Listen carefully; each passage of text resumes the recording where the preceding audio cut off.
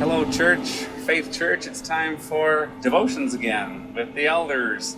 My name's Luke Langman, and today we're looking at again, what would Jesus do during this pandemic? Now, to give you an idea of my credentials, I'm currently driving a tractor and planting beans. But God has placed His Spirit in every Christian, and so let's pray the Spirit will talk today. I'm going to spell a word with my 4-point devotional using the first letter of each point. Now, the first person to guess the word gets to cut the ribbon at church when we return. So there you go. Here's a challenge. Okay, the first word of what would Jesus do is solitude. Mark 1:35 says, very early in the morning, while it was still dark, Jesus got up, left the house, and went off to a solitary place where He prayed. Now, a lot of us have extra time on our hands. What are we doing with that time? Are we going to Netflix or YouTube or our favorite book automatically? With the extra time on our hands, we should sneak a little more time in solitude and just sitting at Jesus' feet.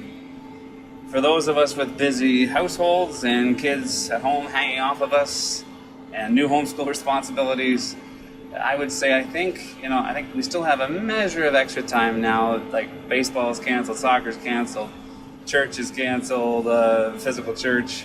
Many other activities are also on hold.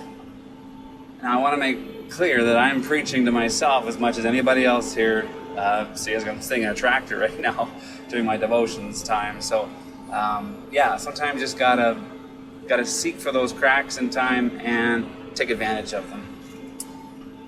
Alright, the second word is action, the letter A. So Mark will continue, Mark 1:36-39. So Jesus is off in solitude and His disciples go looking for Him. So verse 36 says, Simon and his companions went to Him, looking for Him, and when they found Him, they exclaimed, everyone's looking for you. And Jesus replied, let us go somewhere else to the nearby villages so I can preach there also. That's why I came. So He traveled throughout Galilee, preaching in their synagogues and driving out demons. So Jesus started out with solitude and then He moves to action. So Jesus was always teaching, healing, serving.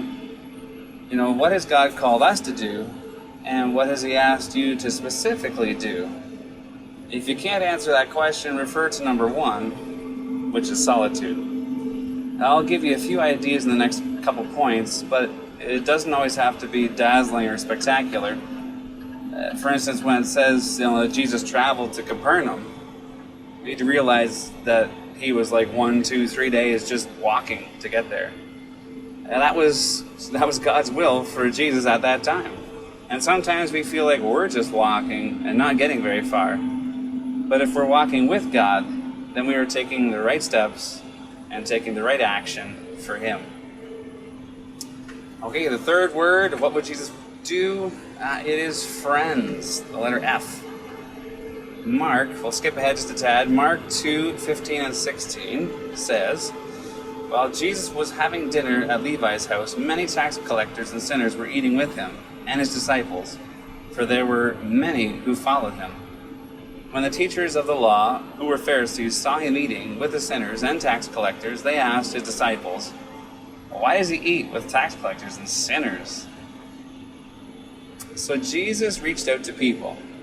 Jesus made friends with anyone from any level of society. Even though we can't meet with people face to face, we have some extra time and unique opportunities to reach out through phone or text and to be more intentional in our relationships as we shelter in place. As we build these relationships, we can see needs and we can put into action the love of Christ. Doing this might also help to solve the loneliness pandemic. If you are the one who's lonely, reach out and text or call those people who are somewhere in your circle. And if you have no circle, well, you have a church family. Your church family is just that, family. Reach out to us. And if you aren't lonely, then take that extra time and reach out, and you might just bless that lonely person.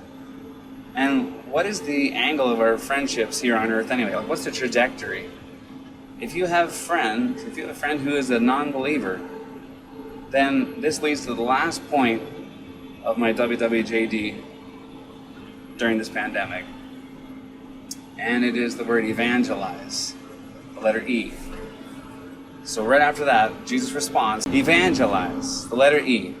Mark 2:17 says, on hearing this, Jesus said to them, it is not the healthy who need a doctor, but the sick. I have not come to call the righteous, but sinners. So evangelize. Jesus would share the good news during this time. He always would. And who doesn't need some good news these days? Seriously. If you're looking for ways to evangelize or share Jesus, or learn about how you're wired to do that, talk to our pastors, talk to David Jones from our church. He has a lot of resources from Gideon's that are helpful. Well, if you haven't spelled the word by now, the answer is safe. Solitude, action, friends, and evangelize. So we need to do all these things while reducing our exposure to the virus and staying safe. But the real meaning of safe I was thinking of was that there's no safer place than if we are in God's will for our lives.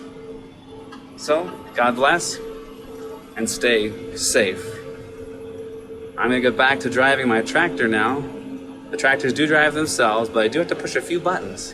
So I'm going to go back to my button pushing. Have a great day. God bless.